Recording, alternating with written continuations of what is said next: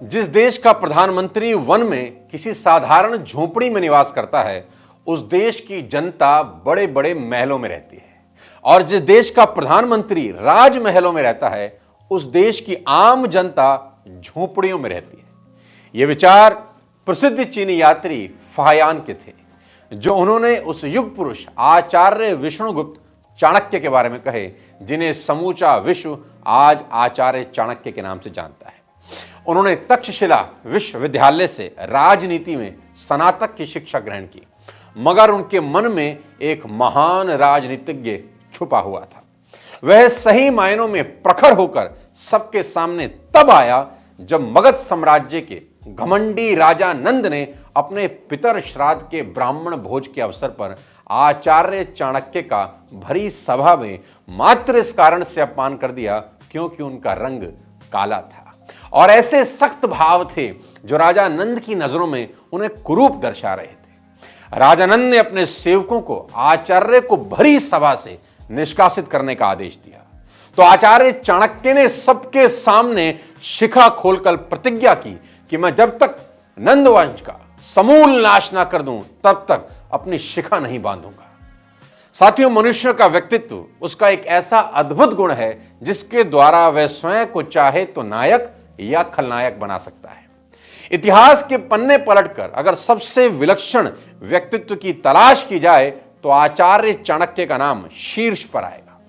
एक गरीब परिवार में जन्मा बालक जिसने अपनी बुद्धि और ज्ञान के दम पर मगध के सम्राट धनानंद के साम्राज्य को नेस्तनाबूद कर दिया।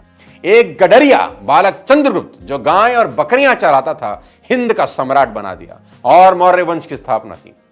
साथियों, व्यक्तित्व के करिश्मे का इससे बेहतरीन उदाहरण पूरे संसार में आपको कहीं नहीं मिलेगा। संभावनाओं को संभव बनाने का नाम है चाणक्य।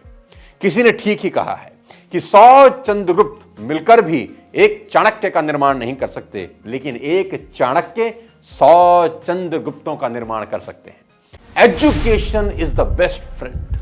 जी हां, शिक्षा को लेकर आचार्य चाणक्य बहुत सजग। सभा में एक बार उन्होंने कहा था कि मेरा धन ज्ञान है धनानंद, और मेरे ज्ञान में अगर शक्ति रही तो मैं अपना पोषण करने वाले सम्राटों का निर्माण कर लूंगा। और आगे वो कहते हैं कि शिक्षक कभी साधारण नहीं होता, प्रलय और निर्माण दोनों उसकी गोद में खेलते हैं। आचार्य चाणक्य ने बताया कि शिक्षा और ज्ञान के बिना इंसान का जीवन बकरी की पूंछ की तरह अर्थहीन होता है। जिस तरह बकरी की पूंछ न गुप्त इंद्रियों को ढकने के काम आती है और ना ही मक्खी मच्छर हटाने की, ठीक उसी तरह शिक्षा के बगैर मनुष्य का अस्तित्व भी अर्थहीन हो जाता है। आचार्य चाणक्य ने विद्या को कामधेनु कहा। विद्या एक गुप्त धन है जो दिखाई नहीं देती, जिसका हरण और विभाजन नहीं हो सकता, सब प्रकार से सुरक्षित धन माना गया है। आगे आचार्य चाणक्य कहते हैं कि अनपढ़ व्यक्ति समाज पर बोझ होता है। ऐसे व्यक्ति का समाज में कोई महत्व नहीं होता। ऐसे लोग समाज में अंधविश्वास और बुराइयां फैलाने का काम करते हैं। ऐसे लोगों से हर कोई दूर रहना चाहता है। एक बड़े ही कमाल की बात चाणक्य कहते हैं कि बुद्धि से पैसा कमाया जा सकता है, ना कि पैसे से बुद्धि हासिल की जा सकती है। बुद्धि से पैसा कमाया जा सकता है, ना कि पैसे से बुद्धि हासिल की जा सकती है।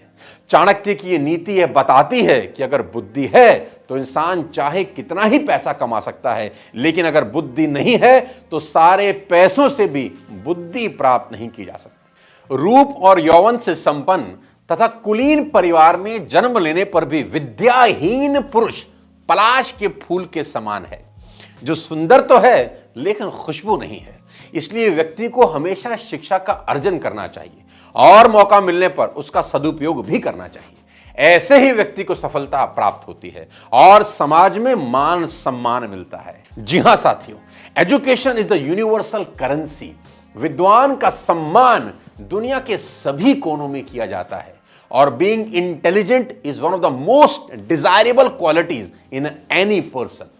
तो हमेशा नई स्किल्स सीखने के लिए तत्पर रहिए। दुनिया भर की किताबें पढ़िए, अनुभवी लोगों के बारे में पढ़िए, उनको ढूंढ कर सुनिए और अपने जीवन में अप्लाई करिए। आचार्य चाणक्य की शानदार सबसे बड़े दूसरे सिद्धांत पे आपको लेकर आना चाहूंगा कि ऐसी कौन सी बात थी आचार्य चाणक्य के अंदर जिन्होंने उनको चाणक्य बना दिया। वो हमेशा एक बात पर जोर देते थे कि बुद्धिमान ही बलवान है। जी हां, जिसके पास बुद्धि है, बल भी उसी के पास है।